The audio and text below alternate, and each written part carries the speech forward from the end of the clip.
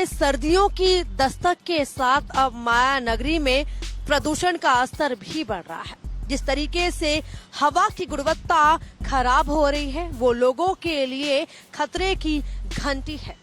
अगर आज की बात करें तो आज एयर क्वालिटी इंडेक्स 200 के पार चला गया है, जिससे ये पता चलता है कि अब दिल्ली के बाद मुंबई की भी हवा खराब हो रही है, जो लोगों को काफी परेशानी दे सकती है। आपको तस्वीर दिखा रहे हैं, सुबह की तस्वीर है। जिस तरीके से हर जगह धुंध छाया हुआ है, इसके साथ ही लोगों को सांस लेने में भी दिक्कतों का सामना करना पड़ रहा है।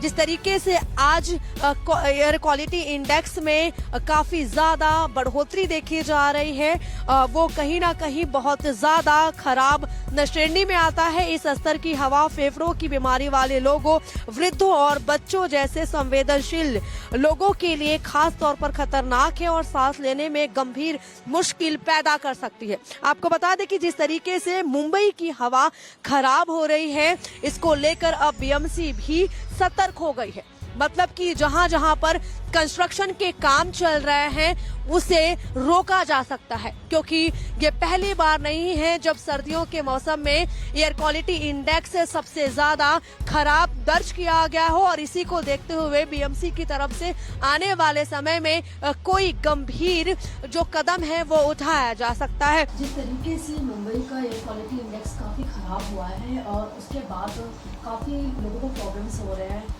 उसको लेकर लोग क्या करें?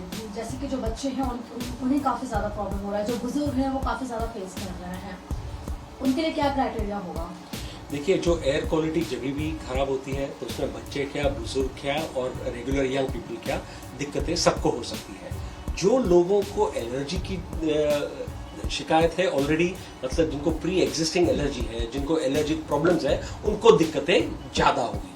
जो लोगों को ऑलरेडी अंडरलाइंग लंग प्रॉब्लम्स है, उनको दिक्कतें ज्यादा होगी। तो कॉमन दिक्कतें क्या होती है?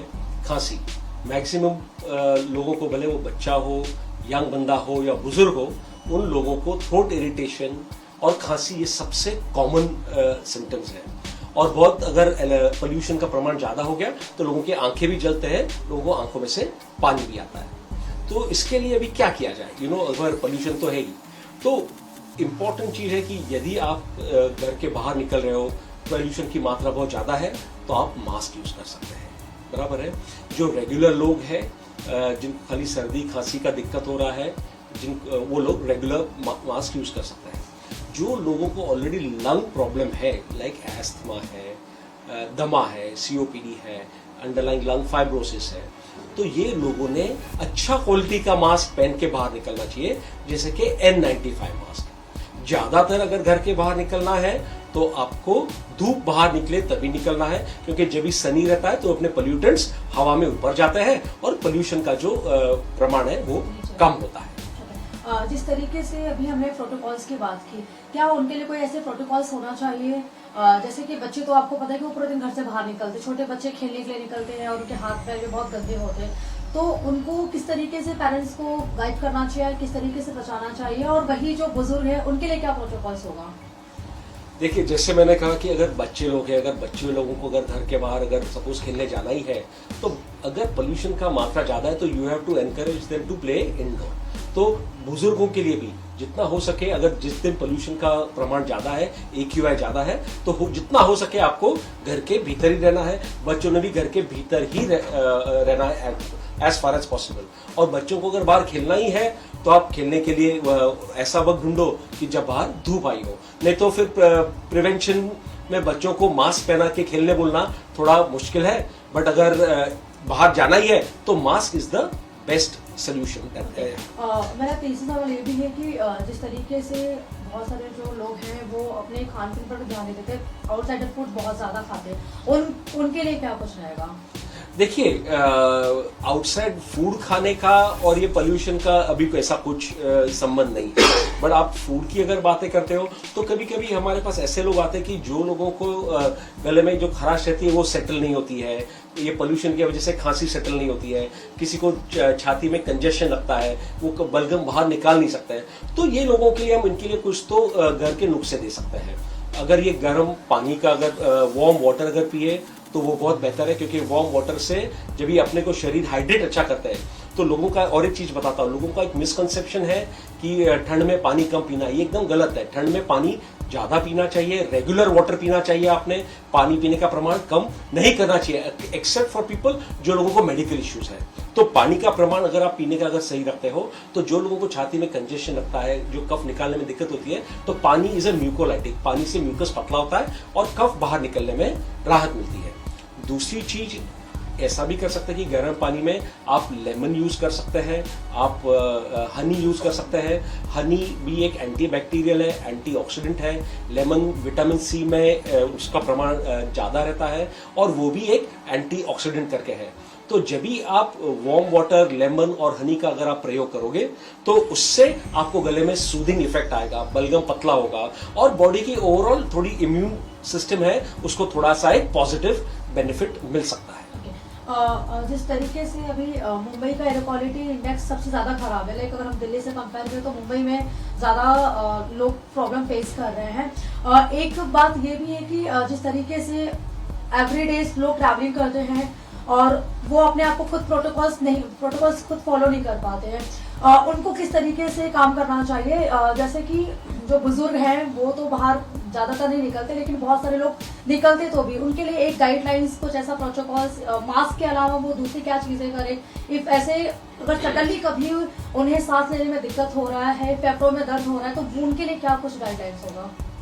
तो इसमें अगर आप आज भी न्यूज़ देखा होगा तो गवर्नमेंट ने दिल्ली में बहुत लोगों को बोला है कि जो लोग घर से काम कर सकते हैं, आई थिंक गवर्नमेंट ऑफिस मैंने न्यूज़ डिटेल में देखी नहीं है, but I heard something that about 50% of people can work from home. अभी जहाँ पे वो फैसिलिटी है, that is a very good facility which is there, of course not affecting the productivity because काम इज ऑल्सो वेरी इंपॉर्टेंट।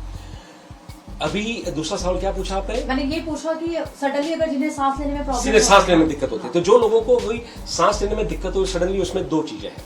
एक चीज है जिस व्यक्ति को लंग्स की ऑलरेडी प्रॉब्लम है, फॉर एग्जांपल अस्थमा है या दमा है, सीओपीडी है, तो इनके लिए एक बहुत इंपॉर्टेंट मैसेज ये है कि आपको अगर आपके डॉक्टर ने रेगुलर मेडिसिन लेने का है तो आप उसे स्किप ना करें।